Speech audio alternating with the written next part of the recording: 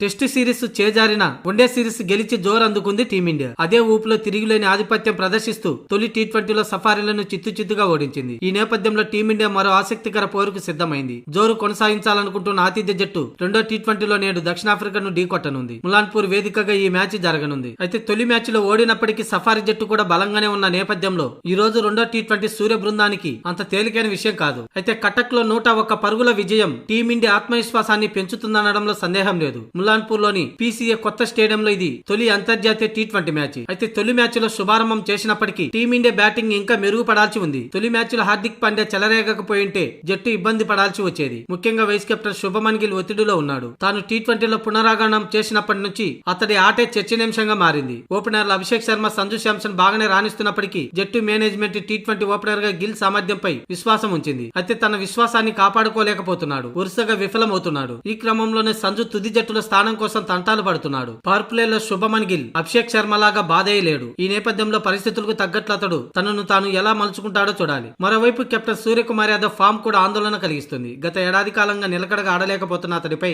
విమర్శలు వస్తున్నా కెప్టెన్ గా మాత్రం సక్సెస్ అయ్యాడు. ఈ క్రమంలోని ఈ మ్యాచ్ లో కూడా అతడిపై దృష్టి ఉంది. ఇంకొన్ని నెలల్లో టీ20 ప్రపంచ కప్ జరగనుంది. జట్టును సూర్య నడిపిస్తున్న నేపథ్యంలో అతడు పరుగుల బాట పట్టడం చాలా అవసరం. అయితే రెండో టీ20 తుది జట్టులో టీమిండియాలో ఎలాంటి మార్పులు చేసే అవకాశం లేదు. ఆల్రౌండర్ హార్దిక్ పాండ్యా పునరాగమనంలో తొలి మ్యాచ్ లోనే చెలరేగడం భారత్ కు సంతోషాన్నిస్తుంది. మరోసారి అతను మెరవాలని కోరుకుంటుంది టీమిండియా. ఇక అభిషేక్ శర్మ, తిలక్ వర్మ, అక్షర్ పటేల్, దూబే, జితేష్ శర్మలతో టీమిండియా బ్యాటింగ్ లైనప్ చాలా బలంగా కనిపిస్తుంది. ఇక బౌలర్లు గత మ్యాచ్ లో సమిష్టిగా విజృంభించడం భారత్ కు సానుకూల అంశమే. పేసర్లు బుమ్రా, హర్షదీప్ సింగ్ తో పాటు స్పిన్నర్లు వరుణ్ చక్రవర్తి, అక్షర్ సఫారీ జట్టును దెబ్బతీశారు. వీళ్ళ నుంచి మరో అదిరిపోయే ప్రదర్శన జట్టు ఆశిస్తుంది. ఇక తొలి మ్యాచ్ లో పరాజయం చూసిన దక్షిణాఫ్రికా లెక్క సరిచేయాలనే పట్టుదలతో ఉంది. ఆ జట్టును భారత్ తేలిగ్గా తీసుకుంటే పొరపాడినట్టే. అయితే సిరీస్ ను సమం చేయాలంటే బ్యాట్ తో సఫారీ జట్టు గణనీయంగా మెరుగుపడాల్సి ఉంది. కటక్ లో జట్టు 74 పరుగులకు కుప్పకూలిన సంగతి తెలిసింది. స్పిన్నర్లు వరుణ్ చక్రవర్తి, అక్షర్ పటేల్ ను ఎదుర్కోవటం దక్షిణాఫ్రికా బ్యాటర్లకు సవాలే. ఇక ముల్లాన్పూర్ స్టేడియంలో మంచు ప్రభావం పెద్దగా ఉండకపోవచ్చు. ఐపీఎల్ లో ఇక్కడ మొదట బ్యాటింగ్ చేసిన జట్టు గెలుపోవటంలో రికార్డు